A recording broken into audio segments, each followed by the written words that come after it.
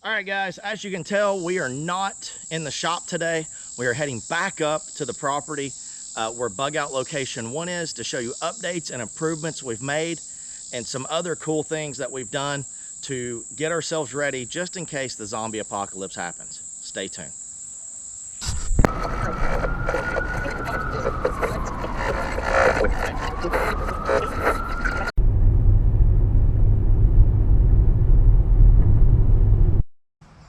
All right, guys, so some updates that we have done on the property. And here's some new things that we've added. One of the things is we've got 4 campers on the property.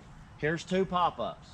Now, if you've never messed with a camper before, you have to go in and do stuff to them all the time. If it's a pop-up, you've got to stand it up so it can air out. If you leave it sitting and you don't use it, and then all of a sudden you have to use it, it will fall apart. You have to take care of them and maintain them. And that's going to be kind of the revolving theme around everything on this property, is if you don't take care of it and maintain it, it will fall apart. Or you come up and your gardens are overgrown. So maintenance, maintenance, maintenance. It is 1,000 people's job that only one person probably does. So one of the other things we also got up here, guys, we do have fruit trees in an orchard. We've got figs, peach trees, and pear trees coming in. We also have a small little vineyard with different grapes, raspberries, muscadines, blackberries. We have the ability to produce our own food.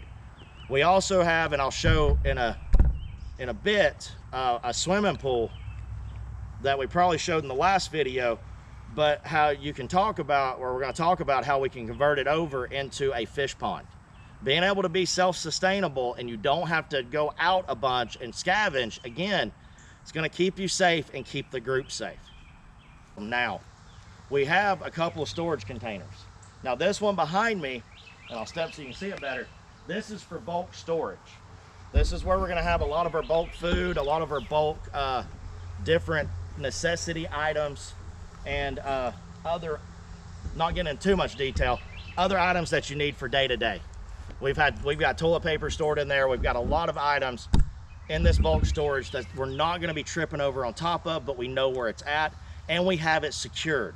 You're not just going to break into this. You got to keep that in mind, is security, security, security on your homestead or your bug out location. If you have something, someone's going to want it. If they find out you have a bunch of something, everybody's going to want it. So being able to keep it locked up in a metal container, they're not just going to walk up here and knock a hole in a wooden door. We're going to know they're here.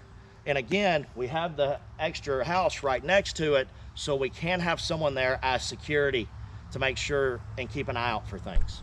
Now, the other one that we have set up over here is our storm shelter. We're in Tornado Alley, and these are things a lot of people don't think about. Depending on where you live, you could have massive flash floods, you could have fires. In Tennessee, we have storms on a regular basis. So we have one set up and secured.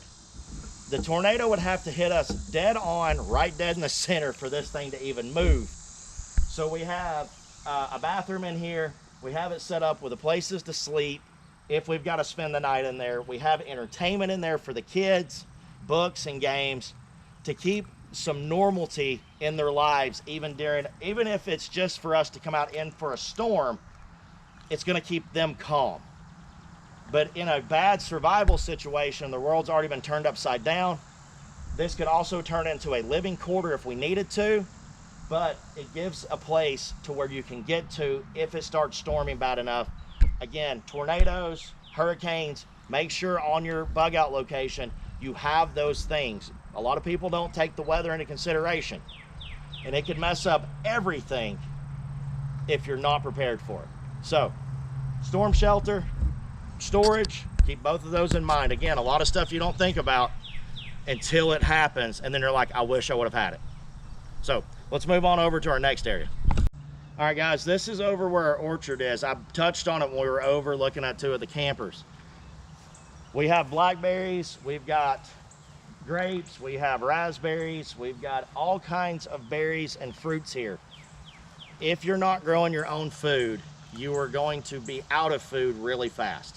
You need to learn how to process and store up your food, can it, dehydrate it, freeze dry it, whatever it is you need to do to be able to sustain yourself. Again, and I'll say this a ton of times throughout all these videos that we're doing on the homestead and our bug out locations, is if you have to leave too many times to go find things, someone's gonna notice you. No one is that good. I don't care if you think you're a ninja or not, people are gonna notice things missing, notice someone there, and if they follow you back, you've now put the whole group in danger. So, being able to grow and process your own food to where you don't have to leave, you don't have to scavenge as much, is gonna save your life and make your life a lot easier here on the homestead. And the good thing is, and I'll talk more about the homestead dynamic and the people that need to be in the groups for the bug out location, but you need people that know how to farm, you need people that know how to build, you need people that know how to do anything. And if you have all those different mindsets and different skill levels, then you're gonna be that much more prosperous, and you're not gonna be having to leave to go get things as much. All right, guys, so I talked about this a little bit in the last video, but I'm gonna go into a little bit more detail. So we have a swimming pool here on the property that if in a grid down situation, bug out situation, and it is the summertime, yes, the kids could play in it for a little bit. But once we realize that it is a long-term survival situation, then we're gonna turn this into a fish pond, like I said in the last video. So what we would do is go down to the local river, catch fish. It doesn't matter the fish. Food's food whenever you get into this, especially in Tennessee, everything's edible. We're also gonna get plants like cattails and different water plants that are local to be able to turn our swimming pool into a fish sanctuary to where we don't have to travel to go get fish anymore. Now, we still might have to go out to hunt, we still might have to go out to gather some things, but we're not having to go as often. And I'm gonna emphasize this more and more again. I've said this multiple times in this video. If you leave, people can follow you back, or you can get hurt, or anything, any manner of things can happen once you leave the homestead. You are now in hostile territory. So having the ability to fish and have meat that everybody can eat, even if it's not their favorite, they can still eat it. As long as they're not allergic, you're good. And maintaining them is very important. So once we set this up and we have, 15, 20 fish in it, we're not gonna go fish right away. We're gonna let them start, build their habitat, and hopefully over that time frame of a course of 6 months to a year, we're gonna start having baby fish show up. Then that is when we start producing. You can't sometimes get stuff right off the bat. Another thing that we have is we're building our chicken coop with a dead hedge around it. Now, dead hedge is very important because it's gonna keep animals out. But also, as you can see, we don't have any chickens here right now. My chickens are at my house, the other people's animals are at their house, and in a bug out situation, we are going to make it to where the animals come with us. Now, one important thing I will say, keep in your bug out kit, especially if you are driving, is one of the dog carriers to be able to put your animals in, chickens in, so you don't have to try to pull the whole coop if yours is on wheels like mine. But we have a lot set up, and we have the ability with wood and all the stuff that we had, and I talked about in the last video, to build a nice chicken coop for them to stay in, and then they have an area to run around in that we're not worried about predators getting to them. And I'll go ahead and tell you, a dead hedge, I have seen these to where a person can't push through them, they're so thick. So building up a nice dead hedge around your coop and around your pens is gonna keep predators from getting in a good natural way. And you can also notice if something's trying to get in there a lot easier than if you just have a metal fence up, because sometimes you'll miss things around the edge. If you also look, we have blocks around the bottom, which will also keep predators out. Again, chickens and ducks, the only thing that they attack is frogs and bugs, and a few other little things. So they are the prey to everything. So being able to protect them, it's a new thing we've added to it. But we're also, again, we've got fruit trees that we've planted, I showed, and I'm gonna go over and show you another one of the campers we have set up. So we'll be able to have one that's already set up to power, so a few people could stay in that right off the bat while we get the other things set up. This is one of the other campers we have set up on the property. This one's actually set up completely. It has power into it, it has well water into it, and it's hooked into the sewer or septic system. Have places already set up, so when you get there, You're not trying to figure out how to set stuff up, especially if you had to bug out at night. If you had to leave in the dark and you're exhausted, you need a place where you can go and lay down and rest, even if it's just for a short time. Having things already set up, like the campers and living structures, as I talked about in the last video, you can't live on top of each other. You know, if it's you and your family and there's like 8 of you, yeah, you can all stay in one of the houses, or, you know, stay in one place. But if you've got 5 and 6 families there, you need your own place to stay. You might all fix food together, you know, but you're not gonna all be living together. You've got to have your own place, or you end up driving each other crazy. And again, it's a morale thing. I'll talk about morale throughout every video that I do about bugging out or survival.